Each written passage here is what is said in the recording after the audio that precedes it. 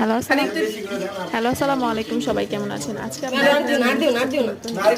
অনেকদিন যাবত আপনাদের কাছে কোনো ভিডিও শেয়ার করা হয় না, তাই ভাবলাম আজকে আপনাদের কাছে একটা ভিডিও শেয়ার করি। যেহেতু বাইরে আজকে অনেকটা বৃষ্টি হচ্ছে, তাই ভাবলাম যে ওয়েদার ডিমান্ড কিছু একটা হয়ে যাক। আমার ছোটো বোন জামাই বলতেছিল যে আজকে আপু আপনাদের গরু মাংস খাবো, কিন্তু সেটা অবশ্যই তাই ফ্রিজ থেকে গরু মাংস নামিয়ে নিলাম। নামিয়ে নেওয়ার পরে চুই ঝালও কেটে নিয়েছি। এখন এখানে আমি নিয়েছি কাঁচামরিচ। আমি কিন্তু আজকে রান্নাটা করবো বাটা মশলা দিয়ে। এখানে বাটা মশলাই আমি ইউজ করছি। বাটা মশলা বলতে শুধু আমি মরিচটা বেটে নিয়েছি, মানে শুকনো মরিচ যেটা।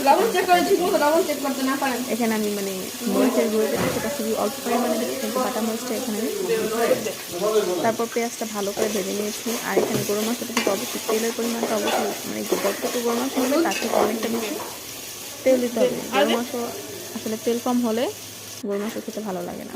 তারপর আমি এখানে কাঁচামরিচ, এরপর দিয়ে মানে আমি আপনাদেরকে ভিডিওটাকে স্কিপ হয়ে গেছে যে আমি এখানে বাটা মশলা যখন ইউজ করছি তখন আপনাদের স্কিপ হয়ে গেছে।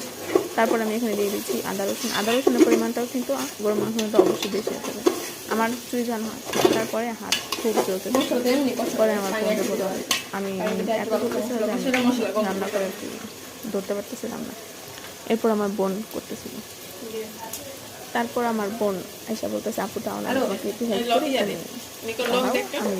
নাড়াবে মানে গরমের ভাপে আমার হাত খুবই চলতেছিল। যাই হোক, এবার মানে রান্নায় ফিরে যাই। এরপর আমি এখানে নিয়েছিলাম আদা রসুন, তারপর দিয়েছি গরম মশলা। এগুলো আপনাদের পরিমাণ মতো দিয়ে দেবেন। আমি এখানে প্রায় 1 কেজি থেকে একটু বেশি গরম মশলা দিয়েছিলাম। তারপর চুই ঝালটা পরিমাণ মতো দিয়েছি। আর আপনারা চুই ঝাল এখানে ইউজ করলে অবশ্যই ঝালের পরিমাণটা কম দেবেন। চুই ঝালে কিন্তু যেখানে ঝাল এমনিতে একটা ঝাল ফ্লেভার বের হয়। লাস্টে